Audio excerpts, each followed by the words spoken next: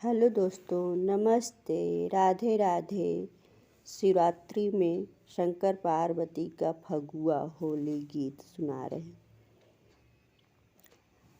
होली खेले उमा संग त्रिपुरारी, होली खेले उमा संग त्रिपुरारी, होली खेले उमा संग त्रिपुरारी, होली खेले उमा संग त्रिपुरारी।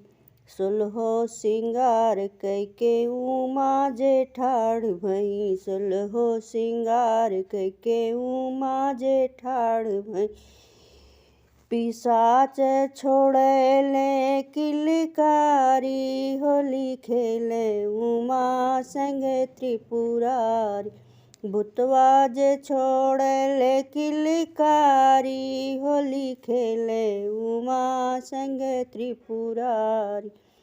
रंग अबीर उमा लेके अइली, रंग अबीर उमा लेके अइली, शंकर जी लैले पिचकारी, होली खेले उमा संग त्रिपुरारी, शंकर जी लैले पिचकारी, होली खेले उमा संग त्रिपुरारी।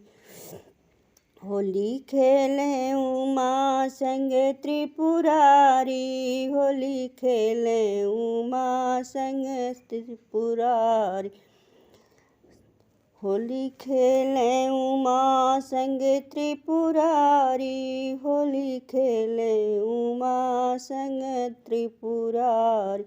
देवलोक से सब देवता मिली आए, देवलोक से सब देवता मिली आए, ले संग में अपनी नारी, होली खेले उमा संग त्रिपुरारी, होली खेले उमा संग त्रिपुरारी, होली खेले उमा संग त्रिपुरारी।